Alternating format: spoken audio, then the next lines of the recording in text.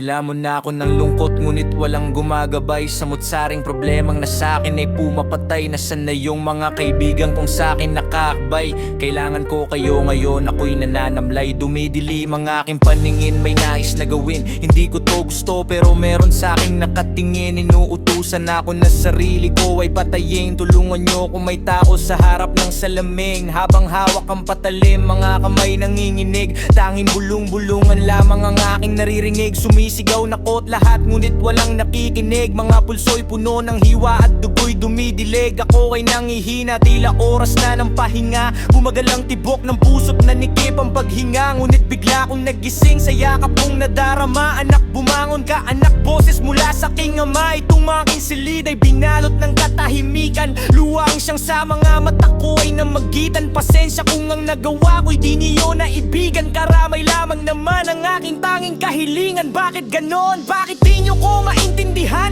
Gumagawa ko ng tama, bakit hindi masuklian? Puro mali, bakit parang wala kayong pakialam? Bakit parang manhid kayo sa aking nararamdaman? Nalulunod na ako sa aking sariling kalungkutan. Ngunit tila walang nais ako ay matulungan. Saya na halos ay ipagkait ng kamunduhan. Pasan ko ang bigat na parang pinagtutulungan. Ang daya ng mundo, bakit ako nakakaranas ng pagsubok na ganito na sadyang hindi patas? Kasalanang di ko ginawa, kailan makatakas? Bakit pa kasi kinagat ni Eva ang mansanas? Ang daya ng mundo, bakit ako nakataranas ng pagsubok na ganito na sadyang hindi patas? Kasalanang di ko ginawa, kailan makatakas? Bakit pa kasi kinagat ni Eva ang mansanas? Hindi ko na kaya, tulungan nyo kung makabangon. Tulungan nyo ko sa aking problemang patong-patong. Nahihirapan na akong harapin ang mga hamon. Pagod lang ang kapalit sa bawat paggampas ng alon. O na mahina na ako, lampa at talunan.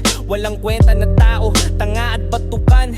Di ko alam kung bakit nyo ko pinagtatawanan. Hindi biro itong dumapos sa aking katawan. Sa kabila ng kungutya nyo ang iinis, kirot sa puso ang dala at pagtibok ng mabilis. Bangat masasakit na salita nyo ay numinipis ang aking dalang pag-asang mabuhay at magtiis pa sa mundong ibabaw na puro taong mapanghusga at mapanglait. Kahit salmang sulok ka mapunta sa kalagayan ko ngayon, walang nais mga musta. Kahit mga kaibigan mong kailangan ka ay nandun ka, halos sila hinapailalim itong mga paa. Paano kung biglang pikit na lang nitong mga mata? Makakatanggap ba ako ng mga papuring maganda kahit na wala akong nagawang mabuti sa kanya? Bakit ganun kung kailan sumakabila ka ay saka lang dumadami ang mensahe, mensaheng pamamaalam. Sa paghiga mo ay saka mo lamang malalaman may mga tao na palihim kang inaalagaan. Mga tao nung nabubuhay ka hindi mo mapanaag, ni minsan ay sa buhay mo hindi ka binagabag. Sagot sa katanungan na hindi ka mapanatag kung kailan huli na ang lahat sa kakahinahanap.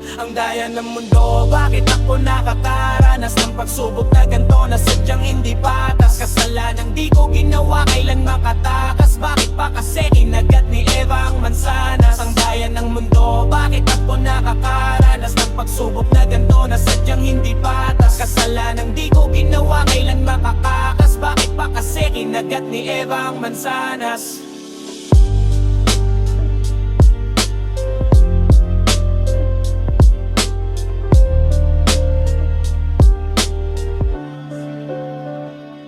Daya ng mundo, bakit ako nakakaranas ng pagsubok na ganito na sadyang hindi patas? Kasalanang di ko ginawa, kailan makatakas? Bakit pa kasi kinagat ni Eva ang mansanas?